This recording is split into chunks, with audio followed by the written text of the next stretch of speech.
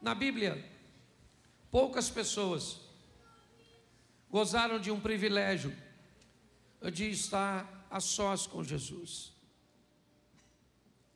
Pouquíssimas passagens bíblicas nos mostram que até mesmo os discípulos conseguiam estar com ele em momentos particulares, onde era só Jesus e o indivíduo. Jesus estava sempre envolto em muita gente, ao redor de muita gente, sempre muito ocupado. Havia muitas demandas, né? Até os 30 anos, enquanto ele vivia uma vida ordinária, comum. Mas quando ele começa a mostrar quem ele é, quando o extraordinário começa a fazer parte de sua vida, ele já não consegue mais muitos momentos de tranquilidade. Você vê que quando ele quer ficar a sós, ele precisa se retirar para um monte, ele precisa criar um ambiente pouco interessante para as pessoas, que não sejam muito confortável para essas pessoas. Por que é que ele se isolava? Porque o monte era mais poderoso? Não. Por que é que ele ia orar na madrugada? Porque quando ele fazia assim, diminuía a intenção das pessoas de acompanhá-lo. Porque era madrugada, era perigoso lidar com algum animal selvagem, era muito frio a madrugada normalmente. Então, ele tomava algumas decisões muito simples para buscar ficar sozinho. Mas todas as vezes que ele vinha para os lugarejos, para as pequenas cidades, inevitavelmente ele estava envolto nas multidões. Ou seja, pouquíssimas pessoas tiveram o privilégio de estar face a face com Jesus sozinhas. E hoje eu quero mostrar para vocês duas dessas passagens, só para que possamos refletir um pouco sobre elas. Dois encontros, uma mulher e um homem. Meu propósito é trazer uma visão universal, é mostrar que para Deus, todos nós, independente de homens ou de mulheres, receberemos dele a mesma oportunidade de mudarmos de vida. Eu tenho mostrado sempre para a igreja que desde o Gênesis, quando Deus cria homem e mulher, quando os dois cometem erros e cada um, certo, se tornam responsáveis por Deus de seus erros. Deus está falando de igualdade. Quando olho para um pouquinho mais à frente no Gênesis e vejo a hora da instituição da oferta, eu vejo duas pessoas ofertando, Caim e Abel. Olhamos um pouco mais à frente, nós vamos ver as oportunidades sendo concedidas de forma igualitária. Você olha para a cruz do Calvário e o que você vê? Duas pessoas. O que você vê no centro? O Salvador. O que ele pode? Salvar as duas. O que ele faz? Salva uma. E por que ele salva uma? Porque a outra não tem muito interesse em vida eterna. O que a outra quer é descer do madeiro e continuar a sua vida. Ele não consegue entender. Não era maldade do ladrão da esquerda. Ele simplesmente não conseguiu compreender a proposta que lhe estava sendo oferecida. Mas ela estava sendo oferecida. Quando nós olhamos para isso, é importante enxergarmos que Deus nos concede oportunidade. O grande problema é que a sua história não começou em você. Ela pode ter começado, e certamente começou, no seu pai, no seu avô, no seu bisavô. Então tem muitas pessoas que tomaram decisões anterior a você. E essas decisões, talvez, elas não foram compatíveis com a pessoa que está do seu lado. Então hoje você pode ver alguém que parece ter mais vantagens do que você na vida. Mora numa casa melhor, já pode andar num carro, tem um posicionamento intelectual melhor. pode usufruir de algumas coisas que quando você olha, você diz: poxa, mas não é certo isso que eu estou vivendo. Poxa, hoje eu moro numa comunidade carente, numa palafita, e o fulano pode morar numa Alphaville. Beleza, legal, você tem total razão. Mas vamos buscar um pouco atrás, 2 ou 3 gerações, e vamos descobrir de onde é que os bisavós daquele que estão ali no Alphaville vieram. Às vezes da mesma cidade que veio seu bisavô. Às vezes eram até vizinhos, estudaram na mesma escola.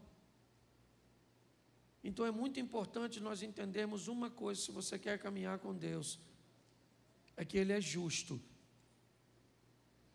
É muito importante entendermos que a Bíblia diz que o Deus é amor, amor, amor, amor, amor. Mas, e o que é fogo consumidor, que Ele também é? E o que é justiça, que Ele também é?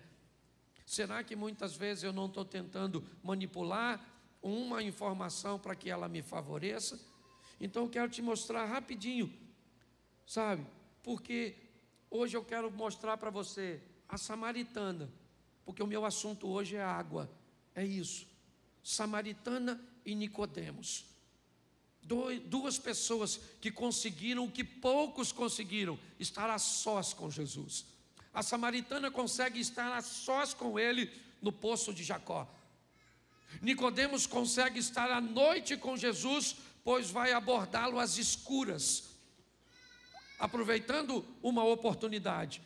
Você pode ver, o único a narrar a história de Nicodemos é João, provavelmente porque Jesus contou para ele o fato que aconteceu. Sabe quem veio me procurar ontem? João, o Nico. Falei com ele assim, assim, assim, assim e assim. Mas os dois, para nós, quando nós olhamos para a água, o que é água para nós? Algo tão banal. A gente estava passando ali agora, com essa chuvada, a pressão do cano aumentou. Tem um cano quebrado ali, certo? Se uma água daquela dali, aquilo que tem ali, vazar naquela quantidade o tempo inteiro, certo? Em alguns lugares do percurso do Egito até Israel, vira uma cidade. Nós não sabemos o que é água. Quando a Bíblia fala de água, para nós é aquilo que sai na nossa torneira. Você está entendendo? Tem uma historinha que, se você parar em alguns lugares na caminhada do Egito para Israel e for comprar uma Coca-Cola, ela custa $5.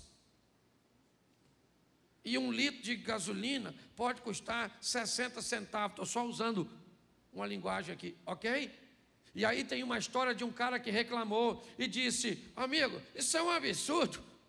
Uma Coca-Cola custar $5 e 1 litro de gasolina 60 centavos.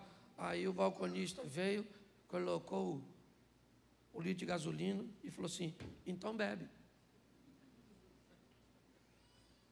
Aí você vai descobrir porque o preço daquilo que se pode beber é tão caro. Todas as vezes que a vida vai se estabelecer, a primeira coisa que se descobre é se naquele lugar tem água. Se você não sabe, Jesus ficou 40 dias sem comer, mas teria morrido depois de 3 dias sem água. Quando a Bíblia fala de água, ela está falando de vida, de oportunidade, de crescimento, de expansão. Onde a água está, por isso o Jordão, você vai olhar na Bíblia, sempre você percorre lá, e você vai descobrir o que é que a água pode fazer. Então essas duas passagens rapidinho, certo? Que eu quero refletir com você. Coloca para mim, Evangelho de João, capítulo 1, ou melhor, capítulo 4 primeiro. Vamos dar uma olhadinha no assunto sede, girando em torno de água, e a primeira é a mulher samaritana. Isso. Quando o Senhor veio a saber que os fariseus tinham ouvido que Jesus fazia, que batizava mais discípulos que João, Ora, ainda que Jesus mesmo não batizava, mas sim os seus discípulos. Ele saiu da Judéia e foi outra vez para a Galiléia. Era necessário passar por Samaria. Foi ter em Samaria, numa cidade chamada Sicá, junto à herdade que Jacó havia dado para o seu filho José. Estava ali a fonte de Jacó. Jesus, cansado do caminho, assentou-se junto à fonte. Certo? E veio uma mulher de Samaria tirar água e disse: Jesus, dá-me de beber. E ela disse: como tu, sendo judeu, me pede de beber a mim, que sou mulher samaritana? Há parentes, porque o judeu não se comunica com o samaritano, fecha o parente, bota uma pontuaçãozinha aí. Jesus disse: mulher, se tu conheceras o dom de Deus e soubesse quem é o que te diz, dá-me de beber, você é que me pediria e eu te daria da água viva. Ela disse: o poço é fundo, o senhor não tem com o que tirar. És tu maior que o nosso pai Jacó, que bebeu ele mesmo deste poço, como também toda a sua família e todo o seu gado. Jesus disse: mulher, aquele que beber desta água tornará a ter sede, porém aquele que beber da água que eu lhe der nunca mais terá sede. Note que o assunto é água, preste atenção, depois você confere. Água, ok? O assunto aqui é água. Uma mulher está indo buscar água. O que tem lá? 2 poços. É isso aí, querida. Criança é assim mesmo. Louvado seja Deus. Se está chorando é porque está com saúde. Isso. O que tem lá? Repita comigo: 2 poços. Isso. Mas pastor, a Bíblia diz que tem um poço só. O poço de Jacó. A herdade que ele deixou para José. Bom, isso é o que tem o H2O. Tá certo? Bom, o que aquela mulher tem ou sabe que vai ter? Sede. Não significa que ela está com sede no momento que está tirando água. Como ela não tem uma água encarnada como nós, ok? O que ela faz? Ela vai atrás da água. Ela sabe onde a água está. Ela sabe. Ela sabe que para tirar a água, ela vai precisar de algumas ferramentas. Ela sabe que o poço é fundo, ela mesmo disse a Jesus. E ela sabe que precisa de uma corda para acessar a água que está no fundo. E ela precisa também de um recipiente para conduzir a água para casa. Então note que ela está totalmente equipada para aquilo que deseja. Ela sabe onde a água está, onde é o poço. Ela sabe que o poço é fundo, então ela leva a corda. E ela sabe que precisa de um recipiente para levar a água para casa. O que ela não sabe é que, além de uma vida física nutrida pelo H2O, pela aguinha, ela também precisa de uma outra água. Uma água que não tem naquele tipo de poço. Então, quando nós olhamos para esse texto, nós vemos um poço do lado de outro poço. E vem uma mulher totalmente preparada para tirar daquele lugar um tipo de água. Mas o outro tipo, ela nem sabe que existe. Quando Jesus começa a se apresentar para esta mulher, a primeira coisa que ele diz: me dá um pouco de água. Me dá um pouco de água. Me parece que, querendo botar a mulher num posicionamento de vantagem, ele inicia uma abordagem a uma mulher que tem sérios problemas com homens. Sérios. Ela não era mais uma garotinha, já passou por 5 relacionamentos frustrados, está dividindo um cesto de um homem que não é dela, ou seja, está vivendo um adultério. Até o presente momento, ela sempre encontrou homens que queriam tirar proveito de seu corpo. Mas preste atenção, na Bíblia, deixa eu fazer uma analogia aqui. O 7 é considerado um número perfeito, sim ou não? Sim ou não? Ela já teve quantos homens? Então está na hora de encontrar o 7º. Jesus, o 7º homem, ele não quer seu corpo, ele não quer prazer com ela. Muito pelo contrário, ele quer oferecer a ela o prazer. Quando ela chega para buscar, ele aborda ela e ela, confusa, diz: como o senhor tem coragem de falar comigo, se o senhor está vendo que eu sou uma mulher e esse não é o nosso protocolo? O senhor está vendo que eu sou uma samaritana e há uma divergência entre nossos povos. o senhor está quebrando muita coisa por causa de uma sede, aliás, que ele nem tinha, porque o texto não diz que ele pediu água para ela porque tinha sede, ele quis apenas abordar. Mas quando ela olha para isso, ela diz: como o senhor ousa falar comigo? Ele diz: se você conheceras o dom de Deus, e você soubesse quem eu sou, você é que me pediria água. Ela disse: aí o senhor não está entendendo. Deixa eu explicar uma coisa: o senhor não tem como me dar água, porque se o senhor tivesse como me dar água, o senhor já teria bebido. Eu vou falar para o senhor, o poço é fundo, e eu não estou vendo o senhor com nenhuma ferramenta capaz de tirar aquela água. E ele está dizendo: mas eu não estou falando daquela água, eu estou falando da felicidade que você está buscando. Eu estou falando da plenitude que você está buscando na vida. Eu estou falando que você, mulher, está buscando felicidade, satisfação, prazer e realização no poço errado,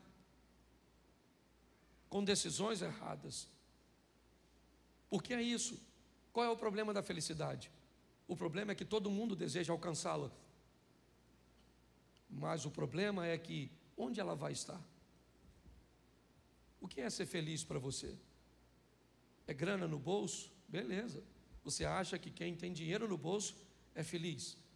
Então você imagina que nas grandes mansões, nos lugares, certo, onde o dinheiro está presente, todo mundo é feliz? É isso? Bom, eu vou ser feliz se eu tiver filhos. Então todo mundo que tem filhos é feliz? Eu vou ser feliz se eu casar. Então todo mundo que casa é feliz? Eu vou ser feliz se comprar uma casa própria. Então quer dizer que uma pessoa que não tem muito dinheiro, que não tem filhos, que é solteira e que mora de aluguel, ela é sentenciada à infelicidade? Não. Jesus está mostrando para ela o seguinte: a senhora tem sede.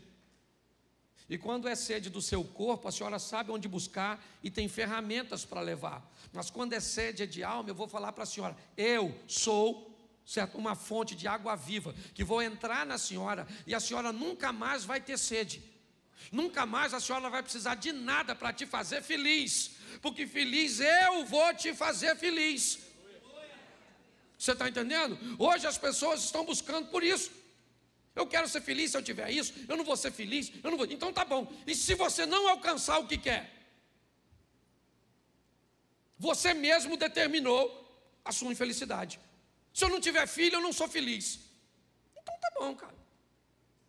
É isso, sua felicidade está condicionada a essa situação. E se você não alcançar? Porque às vezes o que você almeja tanto para você não é o que Deus tem para você. E aí? Engole essa. Mas sabe o que me encanta? É que ela não entende, mas entra no negócio.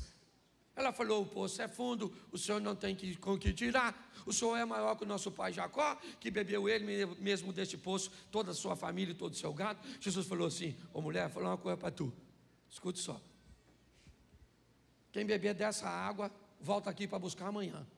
Agora, quem beber de mim não precisa de ir mais a lugar nenhum, porque eu sou suficiente para fazer qualquer pessoa ficar saciada. Ela pensou que ele estava falando da água. Ela falou assim: aí Jesus, então me dá dessa água aí, para eu não vir mais buscar essa. Ele deve ter falado: difícil.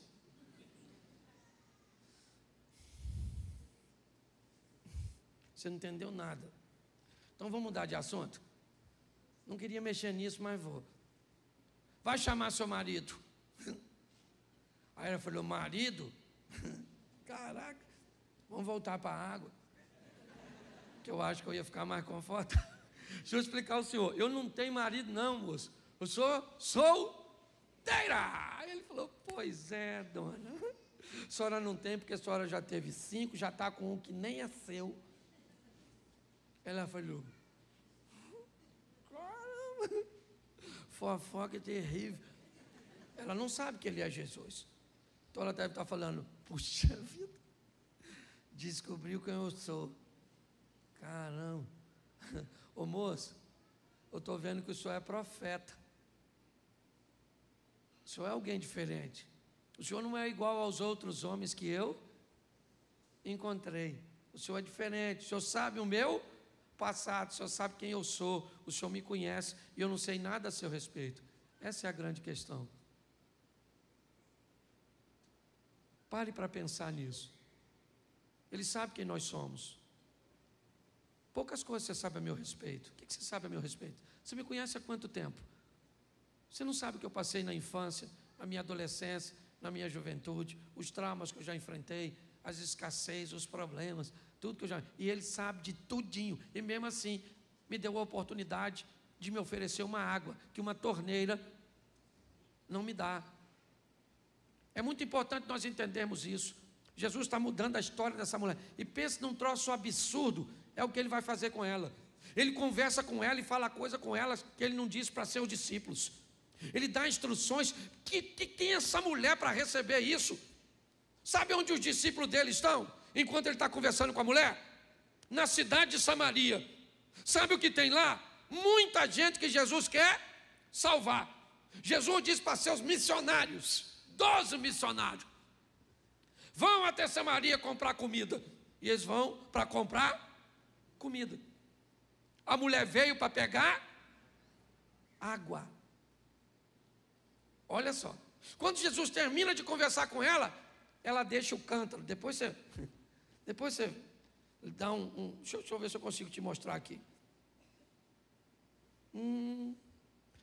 Põe o 4:28, por favor, para adiantar. Eu estou adiantando porque no segundo eu consigo pregar o texto inteiro. Agora eu tenho que abreviar. Isso. Deixou, pois, a mulher o seu, era com o cântaro que ela ia fazer o quê? Ela foi apanhar água. Levou a água. Levou ou não? Levou. Só não levou o H2O. Entendeu? É isso que eu quero que você entenda. Ela levou, só não levou a água do poço. Ok? Foi para a cidade, correu e disse àqueles homens. Olha o que ela disse para os homens. Gente, encontrei o Messias. Samaritano esperava Messias também, sim ou não? Sim. Agora, um Messias que conversa com a dona, com essa reputação, aí também não, né, gente? O Messias tem que bater um papo com você. Uma pessoa santa, imaculada. Ir lá na sua casa, te abordar, falar comigo que sou o pastor Cláudio. Vai lá para pegar uma dona dessa reputação. Ela falou assim, encontrei o Messias. Falou comigo. Os caras devem ter falado, vê se o Messias vai aparecer para a senhora. Essa carga tributária da senhora para pagar. A senhora não tem vergonha não? O Messias já nunca vai dar confiança para a senhora. Esse é que é o problema, gente. O diabo usa isso contra nós, porque muitas vezes ele pega a nossa reputação, que nós não somos flor que se cheira, sim ou não? E isso. E aí diz, você não merece, você não, Jesus, entrar em você, entra nada, eu não estou querendo entrar. O Satanás fala, imagine Jesus, de tão sujo, só que ele sabe quem nós somos. E a mulher está falando, encontrei o Messias. O cara falou assim, e ele falou o quê? Falou tudo que eu fiz. Aí eu acho que ele falou, então quero ir lá dar uma olhada. Pelo menos alguém teve coragem de falar com a senhora. A senhora deixar essa vida sem vergonha da senhora. Não pode vir um homem, esse furor uterino que a senhora tem. Foi lá. Foi lá, Jesus está quietinho. Certo? Só que quando ela volta, quem é que já está lá? Os discípulos com a comidinha. Sim ou não? Eles foram comprar comida onde? Em Samaria. E ela também foi em Samaria. Foi ou não foi? Eles trouxeram quantas pessoas para receber Jesus como Senhor e Salvador? Os discípulos? Ninguém. E a mulher? Vem assim, ó, evangelista. Jesus pega um cara cheio de demônio e transforma em evangelista. Não tem problema, não sei quem você foi. Ele não está olhando para quem você foi. Ele está olhando para quem você pode se tornar nele. As pessoas olham para o nosso pai. Jesus olha para o nosso futuro, gente. Vem a dona. Eu imagino Jesus olhando para o discípulo.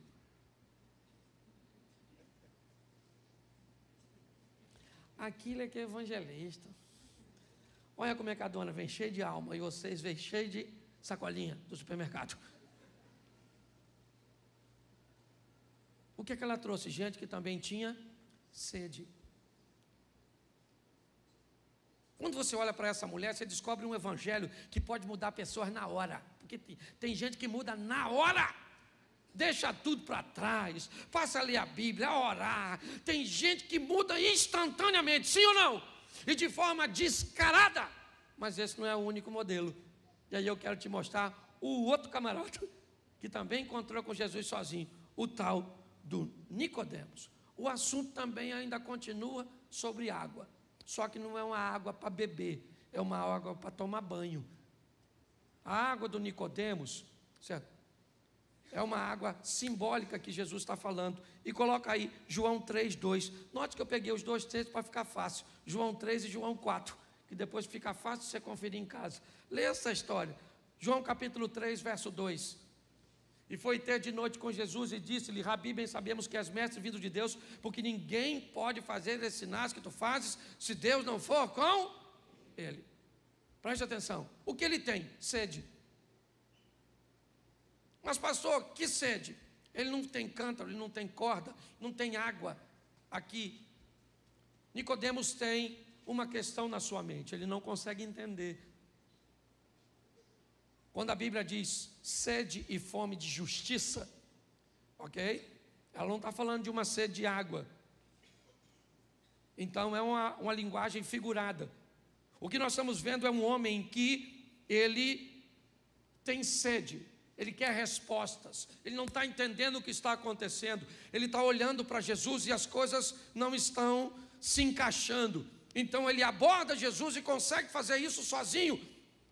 De noite foi ter com Jesus e disse-lhe: Rabi, bem sabemos que és mestre vindo de Deus, porque ninguém pode fazer esses sinais que tu fazes se Deus não for com ele. E Jesus disse: Nicodemos, certo? Aquele que não nascer de novo não pode entrar no reino de Deus. Nicodemos diz: mas como pode ser um homem velho nascer de novo? Poderia ele voltar ao ventre de sua mãe para nascer? Aí Jesus usa a água. Não, aquele que nascer da água e do Espírito. Aquele que nasce da carne é carne, aquele que nasce do Espírito é Espírito. Preste atenção, porque a água está aqui agora e numa outra posição. Ok? Jesus está falando literalmente sobre o batismo, sobre um momento de arrependimento. Eu acho que esse é o grande desafio que nós enfrentamos no momento, na questão de igreja. A dificuldade de nos arrependermos. A estrutura é tão comum, é tão normal, o que as pessoas fazem se tornou tão comum, que a mente, ela está com dificuldade de ser confrontada. Então hoje as pessoas têm dificuldade de se arrepender. Se arrepender por quê? Por que eu preciso? O simbolismo do batismo, ele me diz assim: eu fiz algo de errado? Fiz. E o que eu preciso? Eu preciso de arrependimento. Quando eu desço as águas, eu declaro que a partir de agora, eu sou um homem, certo? Que me propus a viver uma nova vida em Cristo, com Cristo. Uma água que vai me purificar, pegar meu passado, jogar fora e agora me conscientizar de que eu preciso, dentro da palavra de Deus, ok? Ver a minha história mudando. A diferença de Nicodemos para mulher samaritana é a mudança. Quando você lê aqui João 3, a história acaba e Nicodemos vai embora para casa. Ele não vai buscar ninguém, ele não vai fazer nada, ele não vai voltar. Aliás, você não vai ver Nicodemos de novo voltando para Jesus. Não há registros. Mas coloca para mim aí, eu acho que é capítulo 7 de João, verso 51. Bota aí, eu acho que é isso. Isso. Volta um pouquinho no 50 para ver se aparece o nome dele para o pessoal entender. Nicodemos, que era um deles, o que de noite fora ter com Jesus, disse-lhes, agora o 51, porventura, condena nossa lei um homem, sem primeiro ouvir e ter conhecimento do que faz? Verso seguinte, responderam-lhe eles e disseram, és tu também da Galileia? Examina e verás que da Galileia nenhum profeta surgiu. Verso seguinte, e cada um foi para a sua casa. A história do Nicodemos sempre é assim com Jesus. Termina, cada um foi para a sua casa.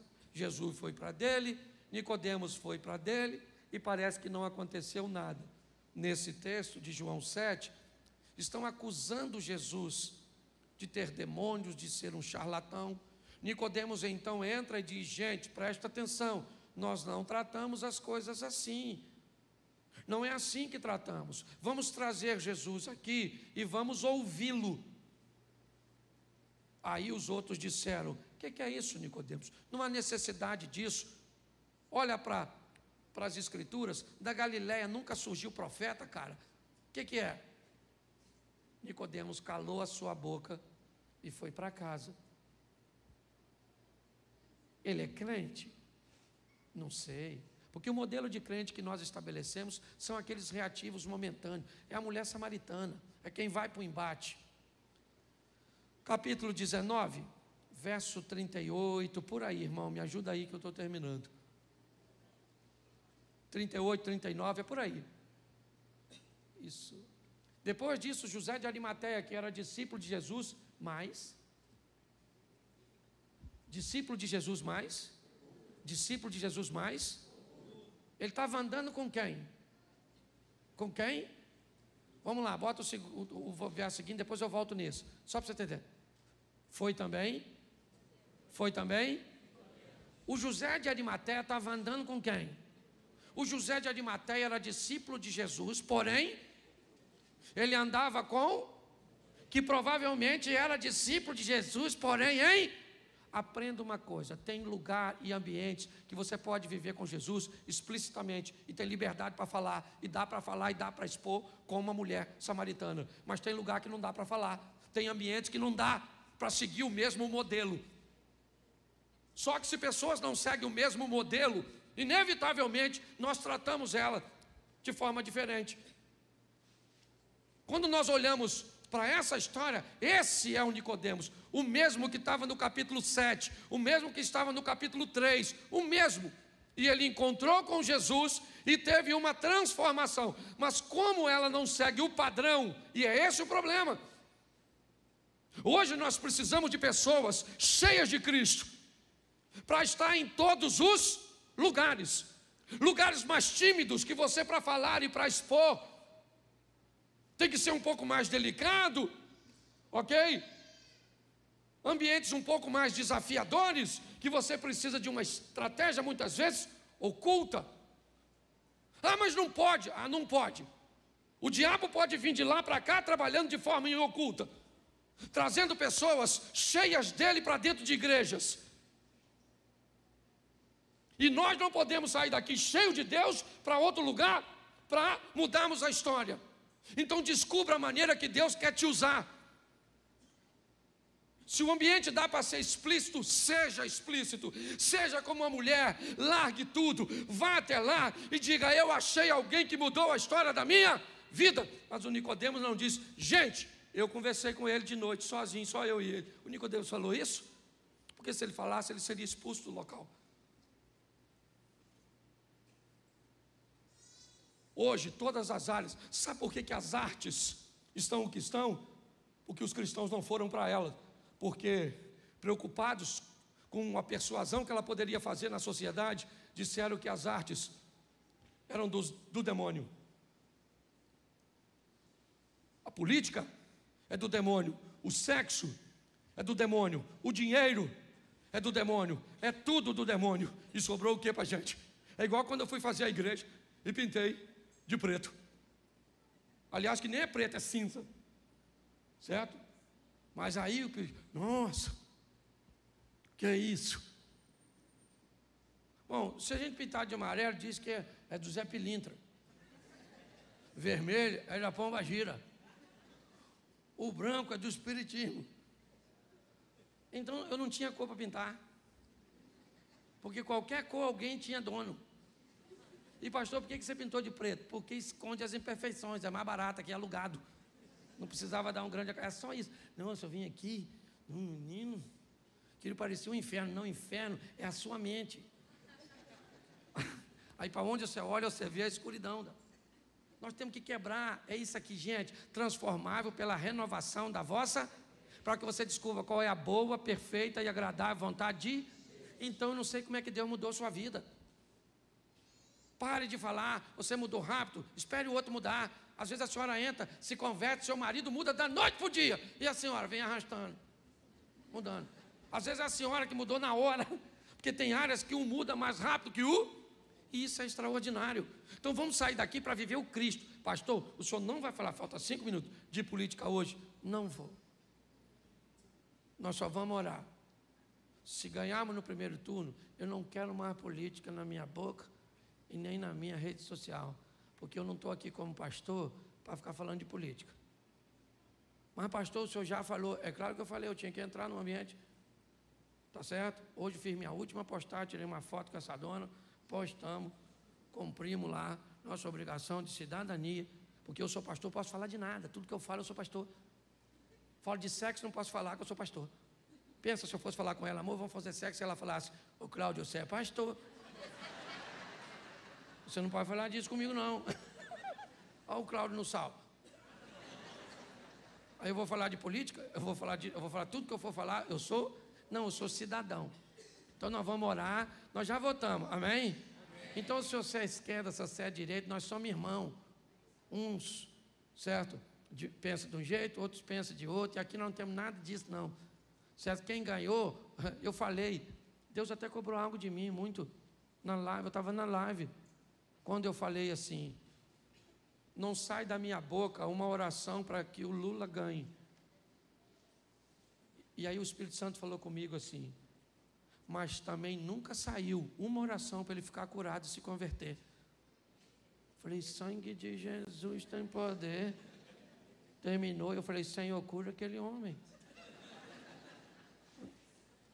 Porque fala sério, às vezes infecta a nossa mente de um tal ponto que a gente até não se comporta mais como cristão. Então nós vamos orar. Eu não tenho medo das urnas, porque pensa num negócio maneiro, é urna. Se você deixar ela quietinha, ela só computa. Só faz a contagem. Eu tenho medo de gente. Aliás, eu tenho medo de pessoas sem gente dentro. Porque tem um montão de pessoas que não tem gente. São pessoas, não sei como é que eu usaria a palavra, mas sem gente. Então nós vamos orar por nossa nação e principalmente orar para que Deus nos use. Certo? Ou como usou Nicodemos, ou como usou a mulher samaritana. Tem sede, vinde às águas. Fique de pé. Acabou o culto, por favor, você vai embora. Porque eu vou pregar de novo, pensa. Feche seus olhos, pode fechar que ninguém vai pegar nada seu. Mas tem algo de valor seguro. Ah, pastor, aqui o senhor não faz apelo, eu queria caminhar com Jesus. Atrás daquela câmera ali, ó, tem uma sala com as cadeiras. Se você quiser caminhar conosco, dá um pulinho lá. Ah, mas não tem que confessar publicamente. Fica tranquilo que quando você tiver certeza de que é isso que você quer, você vai vir aqui e vai fazer essa profissão de fé, ok? E não adianta fazer agora sem ter certeza e nem saber o que quer muitas vezes, e a gente te instrui depois. Feche seus olhos e dá uma ajuda aqui, alguém no teclado, por favor. Feche seus olhos. Pai, em nome de Jesus, eu quero te agradecer por tua palavra, que nos mostra aqui muito mais do que o H2O, a água, que simboliza a vida, onde tem. A vida está envolta, as águas, ao redor delas. Mas nós não precisamos apenas, seres humanos, os outros seres, basta o H2O e é suficiente. Mas a nossa alma precisa de uma outra água, que todas as outras criaturas não têm necessidade. mas nós temos. E essa água, que é exclusiva do homem, nós só a alcançamos em Cristo.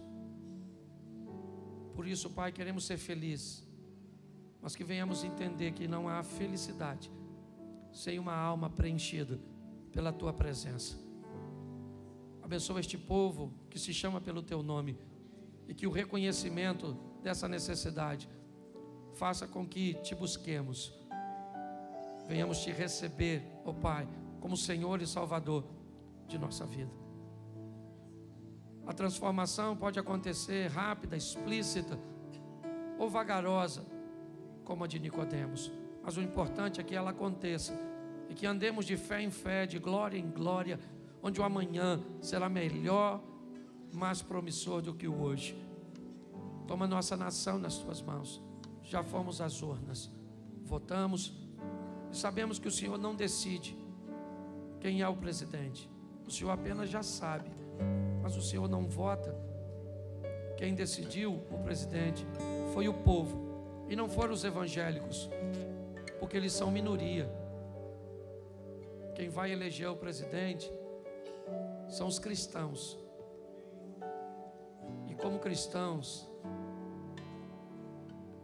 nós somos maioria no nosso Brasil. Guarde as nossas urnas, guarde as apurações, nos livra, ó Deus, da intervenção humana, e que seja o novo presidente ou que continue aquele que o povo escolheu, mesmo se o povo escolheu errado, ó Pai, que seja o que o povo escolheu, não o que um grupo pequeno de pessoas que tem o poder, porque no céu tem alguém mais poderoso do que eles. E é isso que nós pedimos para a nossa nação, a olhar os nossos vizinhos com um sistema próximo do que eles querem instaurar no Brasil. Nós já vimos que não está dando certo, Pai. Que a Tua misericórdia se estenda sobre a nossa nação. Abençoe a todos. Leva-nos aos nossos lares, guardados por Tuas mãos poderosas. Livra-nos de todo o mal. Que tenhamos uma semana de boas notícias, uma semana de bons negócios. Que o grande amor de Deus, nosso Pai, a graça de nosso Senhor e Salvador Jesus Cristo e as doces consolações do Santo Espírito de Deus seja para com todo o povo do Senhor, e todos digam: Deus abençoe, vá em paz.